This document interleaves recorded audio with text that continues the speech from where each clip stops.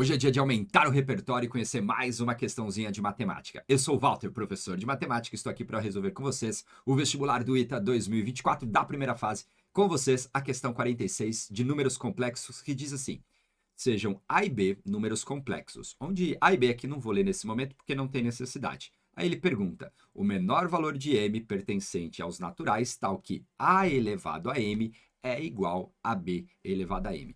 Primeiro a gente tem que partir desta igualdade e interpretar algumas coisinhas que são bem interessantes. Se eu quero essa igualdade, você concorda que eu tenho, então, dois números iguais. O que que isso significa? O que que a gente consegue tirar disso? Que é a parte interessante do problema. Então, significa que A elevado a m dividido por B elevado a m tem que ser igual a 1. Isso é bom demais. Por quê? A elevado a m dividido por B elevado a m, a gente consegue escrever isso na forma de uma única fração, ou seja, A sobre B elevado a m igual a 1. E o que é interessante, eu sei quem é o A e quem é o B, então eu sei dividir A sobre B. E aí a gente transforma o nosso problema, que teoricamente a gente teria que trabalhar com dois números complexos, em um único número complexo, que é a divisão do A sobre B, beleza? Então aqui a gente vai fazer agora a continha de quanto que vale A dividido por B. Se o A é conhecido e o B é conhecido, então a gente consegue fazer essa divisão sem problemas nenhum. Então a gente vai ficar com 1 mais 3 raiz de 3, 3 raiz de 3i, tudo isso dividido pelo B, que é 2 raiz de 3 mais 4i. Nada impediria você de escrever b elevado a m dividido por a elevado a m, tá? É igual a 1. O que é interessante a gente perceber que como o a e o b são diferentes de zero, a gente pode fazer essa divisão sem medo de ser feliz. Para você realizar uma divisão como essa, a gente multiplica o numerador e o denominador pelo conjugado do denominador, ou seja, você vai pegar 1 mais 3 raiz de 3 e você vai multiplicar pelo conjugado do denominador, que é trocar o sinal da parte imaginária. Então vai ficar 2 raiz de 3 menos 4i. Aí o que você faz em cima, você tem que fazer aqui embaixo. Então aqui vai ficar 2 raiz de 3 mais 4i vezes 2 raiz de 3, 2 raiz de 3 menos 4i. A conta mais simples de ser feita é do denominador, porque aqui você cai numa diferença de quadrados, a gente faz isso justamente para facilitar a nossa vida. E no conjunto dos números complexos, a diferença de quadrados é a parte real ao quadrado mais a parte imaginária ao quadrado. Ou seja, isso daqui vai ser 2 raiz de 3 ao quadrado mais o 4 ao quadrado, tá bom? Se você fizer a distributiva, você vai chegar na mesma expressão. Então aqui, no denominador, a gente vai ficar com 2 ao quadrado, que é 4, e a raiz de 3 ao quadrado vai ficar 3, então 4 vezes 3 dá 12, então a gente vai ficar com 12, 4 ao quadrado é 16, então 12 mais 16. Agora o numerador já é um pouco mais chato, porque a gente vai ter que fazer a distributiva. 1 vezes 2 raiz de 3 fica 2 raiz de 3, 1 vezes menos 4i fica menos 4i. Agora, 3 raiz de 3 vezes 2 raiz de 3, então 3 vezes 2 dá 6. Raiz de 3 vezes raiz de 3 fica 3, então 6 vezes 3, 18. 18 o quê? 18i, então mais 18i. Depois, 3 raiz de 3i vezes menos 4i, ó, tô na última distributiva. Essa distributiva a gente tem que sempre tomar um pouquinho de cuidado, porque vai dar menos, só que a gente vai ter um i quadrado, que é menos 1, então vai ficar mais de qualquer forma. Então a gente vai ficar com 3 vezes 4, que dá 12, 12 raiz de 3, beleza? Organizando para ficar bonito, então a gente sabe que A dividido por B, ele vai ser igual 2 raiz de 3 mais 12 raiz de 3 é 14 raiz de 3, 14 raiz de 3, menos 4i mais 18i fica 14i, não poderia ser melhor, né? Dois números aqui que são iguaizinhos. Aí aqui embaixo no denominador a gente vai ter 12 mais 16, que é igual a 28. Aí ficou bom demais. Por quê?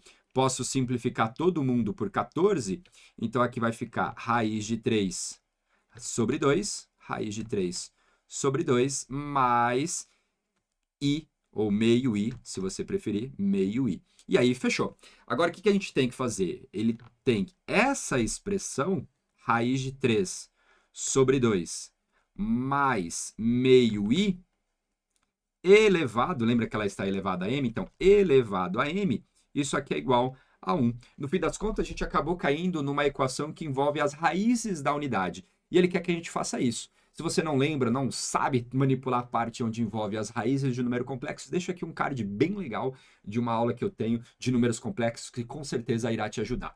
Nesse caso aqui, pessoal, o que a gente vai fazer? Primeiro, para você resolver uma equação dessa com mais sucesso, você transforma os dois lados na parte polar, ou seja, na forma trigonométrica dos números complexos. Então, nesse caso aqui, vamos chamar esse númerozinho de z, só para facilitar a escrita. A gente precisa do módulo de z. Quem é o módulo de um z? É a parte real ao quadrado, então ficaria raiz de 3 sobre 2 ao quadrado. Me permita ser direto. Raiz de 3 ao quadrado fica 3, e 2 ao quadrado vai ficar 4. Então, 3 quartos, mais a parte imaginária, meio ao quadrado também dá 1 quarto. Bom, 3 quartos mais 1 quarto é 4 quartos, que é 1, então isso daqui vai dar 1. Beleza. Era de se esperar, porque como aqui eu tenho uma igualdade e esses dois números complexos são iguais, e o outro, ele vale 1, ou seja, o módulo dele é 1, então era de se esperar que a distância fosse 1, que é o módulo. Beleza. Depois disso, a gente precisa saber o ângulo que esse número complexo faz. Aqui é interessante porque, para saber o ângulo, você precisa saber o cosseno. O cosseno é sempre a parte real, então é a parte real, ficaria raiz de 3 sobre 2, dividido pelo módulo, mas só que o módulo deu 1, então isso aqui vai ficar raiz de 3 sobre 2. Raiz de 3 sobre 2. Não precisava disso tudo, tá? Mas aqui, como a gente faz todos os detalhes, então por isso que eu estou escrevendo aqui bonitinho. E o seno é exatamente a parte imaginária, que é meio, meio dividido por 1 é meio. Aqui você pode permitir que eu faça direto. E aqui é legal, porque se o cosseno é raiz de 3 sobre 2 e o seno vale meio, a gente está no 30 graus. Significa que o θ é 30 graus. Vamos trabalhar em radianos para ficar mais bonito, que é π dividido por quanto? Dividido por 6.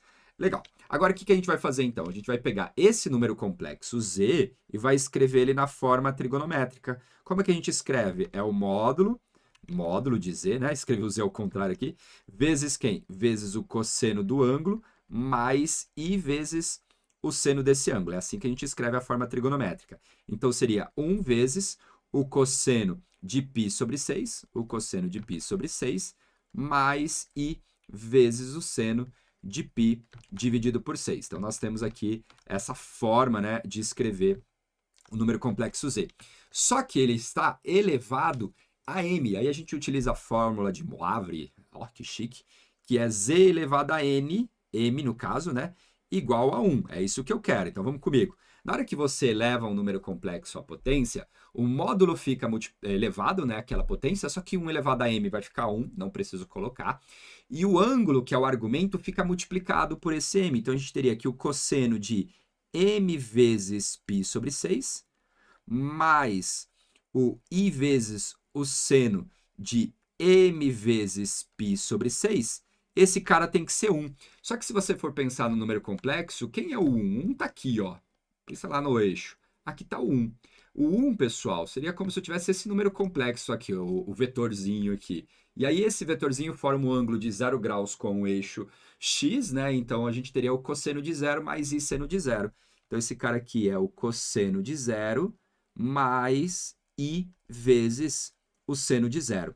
Para finalizar aqui, né, para ir a gente finalizando essa equação, o que a gente precisa lembrar? Para que essa parte seja verdadeira, então, necessariamente, este argumento, que é o m cosseno m π sobre 6, mπ sobre 6, ele tem que ser arcos, né? A gente tem que criar arcos congruentes a esse daqui. Ou seja, tem que ser igual a 0 mais 2π vezes um certo k, onde k ele é um número inteiro. Só que aqui, para ficar legal, a gente pode mandar esse 0 embora. Então, você há de concordar comigo. Ó, deixa eu puxar aqui só para ficar bem bonitinho. Então, a gente vai ficar com mπ sobre 6 igual a 2π vezes k.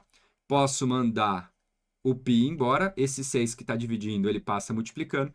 Significa que o m ele vai ser 12 vezes k. Lembra que ele falou no enunciado que o m ele precisa ser um número natural? Então, basta você pegar, por exemplo, k igual a 1, que você vai obter que o m vale 12. Então, você encontra. Aí, se você pega k igual a 2, você vai aumentar. Como ele perguntou para a gente qual é o menor valor de m, esse carinha é 12 e a alternativa correta é a alternativa D. É isso. Espero que você tenha entendido, tenha gostado. Deixa aí o seu like. O seu like é importante, é o combustível do canal, faz sim ele crescer cada vez mais e mais. Fique por dentro, se inscreva para você receber outras resoluções também. Um grande abraço e a gente se encontra no próximo vídeo. Tchau!